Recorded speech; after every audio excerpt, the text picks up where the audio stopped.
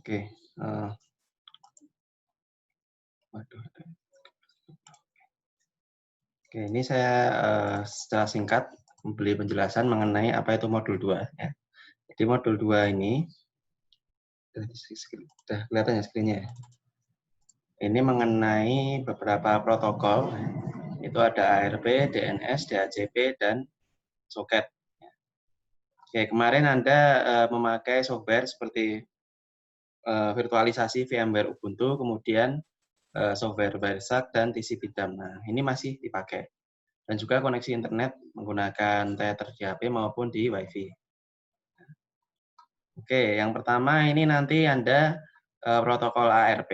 Jadi protokol ARP ini adalah address resolution protocol. Ya. Address resolution protocol. Anda bisa googling ya. Address resolution.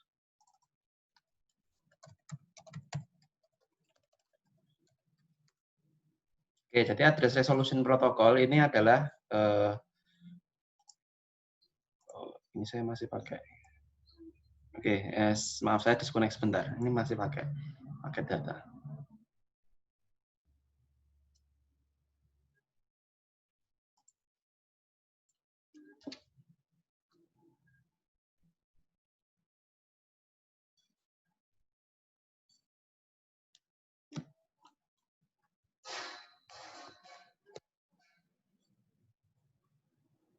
Halo, apakah kedengeran? Apakah sudah masuk? Sudah masuk suara saya? Sudah ya? Oke. Ini tadi. Nah, ARP ini merupakan apa? Jadi kemarin kita sudah mengenal IP ya, IP address. Nah, jadi kalau ARP ini sebelum mendapatkan IP, terdapat protokol namanya ARP. Nanti cara pekerjanya bagaimana? Nanti Anda coba studi literatur bagaimana mencari cara kerjanya. Ya. Nah, ARP ini hanya terjadi pada satu jaringan saja, ya. Satu jaringan. Ya, jadi misalkan Anda main di apa ya, di game center atau di game online yang mainnya pakai LAN ya, itu hanya satu network saja atau satu jaringan. Nah, misalkan antara pemain satu misalkan ini berada dalam satu jaringan kan. Nah, dia harus mengetahui apa yang dinamakan MAC address atau physical address. Jadi selain IP address, ini diketahui ada yang namanya MAC address. MAC address ini adalah unik di setiap hardware. Ya, jadi kalau IP itu tidak unik. IP mungkin Anda bisa pakai 192.168, kemudian IP-nya itu dipakai orang lain bisa, Anda ubah bisa. Ya. Jadi unik tapi bisa diubah-ubah. Tapi kalau MAC address atau physical address itu tetap. Ya. Jadi Anda punya komputer, komputernya punya WiFi, punya Ethernet, dia punya nomornya itu khusus, ya, unik di seluruh dunia. Anda punya HP, HP-nya punya WiFi, WiFi-nya itu punya nomor unik yang namanya MAC address. Nah, untuk komunikasi antar satu jaringan itu diperlukan selain IP address juga dia harus tahu MAC address-nya apa. Nah, ARP ini untuk menentukan MAC address-nya itu IP-nya apa ya. Pemetaan antara MAC address dan IP address. Oke, nanti di sini Anda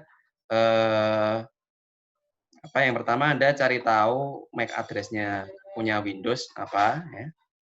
Jadi di sini physical address-nya ini MAC address-nya berarti. Ini masing-masing interface punya MAC address sendiri-sendiri ya. Kemudian nyari tahu MAC address-nya di punyanya Linux, sistemnya Linux. Kemudian Anda cari tahu MAC address-nya misalkan di HP Anda. Ini Anda bisa lihat ya, cari tahu di menu handphone atau di router WiFi ini biasanya ada. Oke, nah kemudian nanti Anda lakukan uji coba di command prompt pakai ARP. Kemudian ya itu untuk ARP ini untuk mengetahui tabel ARP, IP address dan physical address. Kemudian percobaan yang kedua, ini memerlukan namanya Wireshark ya. Kemarin Anda sudah coba Wireshark dan TCP dump kalau di Ubuntu. Nah, tapi di sini kita akan ada tambahannya ya. Tambahannya yaitu nanti kita filter ya, kita filter. Jadi difilter. Jadi di sini kalau Anda jalankan Wireshark ya, Anda jalankan Wireshark. Ini kalau misalkan nggak difilter,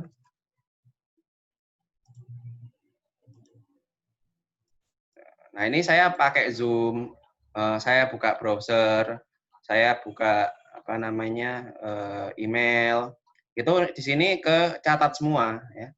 Padahal misalkan saya pengen lihat komunikasi saya pakai Zoom itu dia paketnya yang mana ya. Nah itu makanya Anda perlu filter. Filter ada dua di Wireshark ini, ada display filter dan ada capture filter. Nah, jadi kalau display filter ini ada di sini, kalau capture filter ada di sini. Bedanya apa?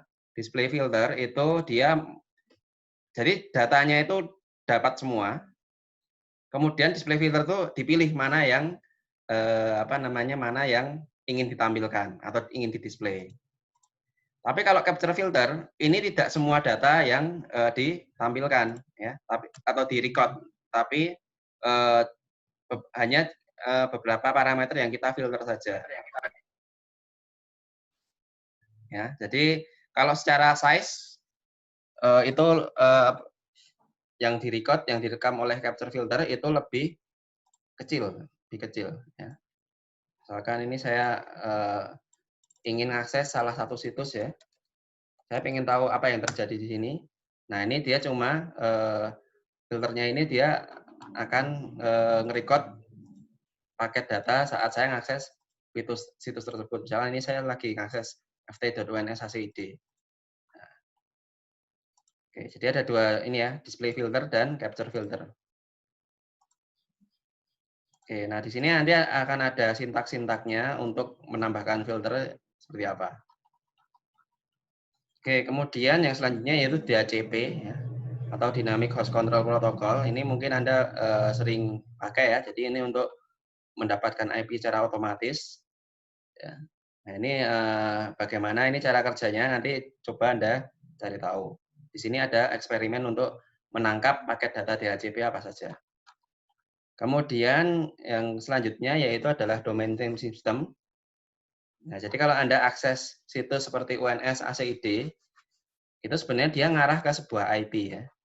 Tapi kalau kita menghafalkan IP address, alamat 12345 tentunya akan sangat susah. Kita lebih ingat kalau misalkan nama. Misalkan Google, Yahoo, ya, kan lebih ingat, oh websitenya Google, berarti google.com. Tapi kalau kita menghafalkan angka itu lebih susah. Makanya di sini ada namanya domain name system. Ya, di sini ada eksperimen gimana kalau misalkan pakai DNS dan tanpa DNS. Kemudian eksperimen yang kelima selanjutnya yaitu adalah ya tadi saya tunjukkan kalau Anda akses website itu paket datanya itu apa saja, ya, paket datanya apa saja. Nah, di sini kita akan dapat mengamati kalau ternyata dalam setiap koneksi TCP/IP itu terdiri dari kombinasi 4 ini. IP destinasi, source, dan port destinasi. Inilah yang dinamakan soket. Ya, soket. Ya. Di kombinasi ini satu soket. Nah, jadi ini akan bermanfaat saat kita membuat program yang memakai memakai TCP/IP. Jadi di sini Anda nanti di pertemuan selanjutnya mungkin Anda nanti akan buat program chatting ya, program percakapan ya, memakai TCP/IP. Nah ini dasarnya ini adalah soket. Nah ini di eksperimen ini untuk gimana Anda menangkap data antara dua titik node. Oke, nah kemudian di bawah ini sudah saya siapkan lembar kerja praktikum. Ini bisa Anda isi, untuk nanti dijadikan dasar sebagai laporan. Ya. Laporan. Jadi yang Anda kumpulkan adalah laporan akhir saja ya. Makanya saya tanyakan ada laporan ini, ada laporan sementara, ada lembar kerja, ada laporan akhir. Yang kalian kumpulkan cukup laporan akhir saja. Laporan akhir ini mencakup lembar kerja ini. Mungkin tidak semuanya Anda tunjukkan, tapi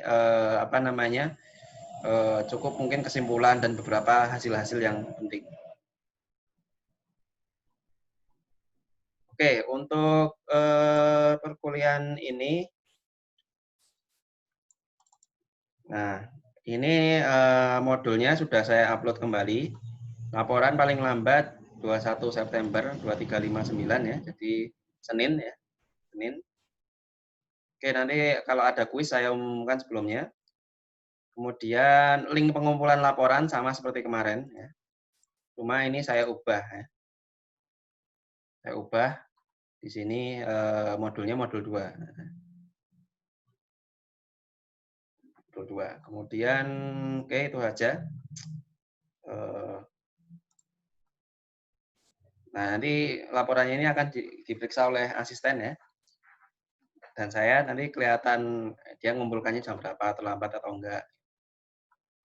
Kalau misalkan Anda kemarin salah ngupload, upload lagi silahkan, bisa.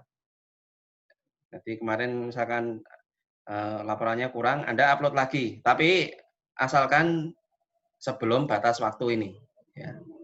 Jadi kalau modul 1 kemarin sudah tutup ya, jadi tidak bisa diperbaiki lagi. Tapi kalau modul 2 Anda bisa upload, kemudian misalkan ada perbaikan, Anda bisa perbaiki asalkan sebelum tanggal ini.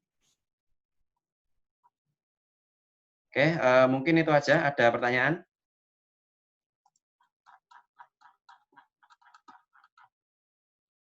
Ada trouble kemarin? Kalau misalkan ada trouble, coba tanya dulu ke asisten. Ya.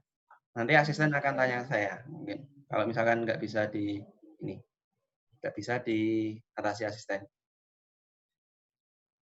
Ada pertanyaan? Dengar suara saya kan? Dengan kalau kita ada pertanyaan, kita tanya Mas Fahmi atau Mas Faisal dulu. Gimana? Kalau nanti kami ada pertanyaan, mungkin kita sampaikan ke Mas Faisal atau Mas Fahmi terlebih dahulu. Ya. Oke, jadi kalau misalkan ada error atau pertanyaan, Anda jangan langsung nyerah dulu. Anda cari dulu di googling. Kira-kira ini salahnya ada di mana. Ya, kemudian kalau misalkan tidak bisa, coba tanya asisten. Nanti kalau asisten tidak bisa, mungkin akan tanya ke saya. Jadi ada banyak dokumentasi mengenai ini ya, RP, DNS, DHCP, Socket, Wireshark, Ubuntu, TCP, DAM. Ini semuanya ada di, kalau Anda googling, ada semuanya, lengkap. Ya, cuma mungkin permasalahannya ya bahasa Inggrisnya mungkin kurang mengerti kan. Tapi kalau saya pikir kalau Anda googling, paling bagus tuh source-nya yang source bahasa Inggris. Kalau bahasa Indonesia itu terkadang istilah IT malah Anda sulit mengartikannya. Oke, mungkin kalau nggak ada pertanyaan, saya tutup. Ya. Silahkan dikerjakan, absennya jangan lupa, nanti saya tutup jam 5. Ya. Oke, terima kasih. Assalamualaikum warahmatullahi wabarakatuh. Waalaikumsalam warahmatullahi wabarakatuh. Terima kasih Pak. Terima kasih banyak.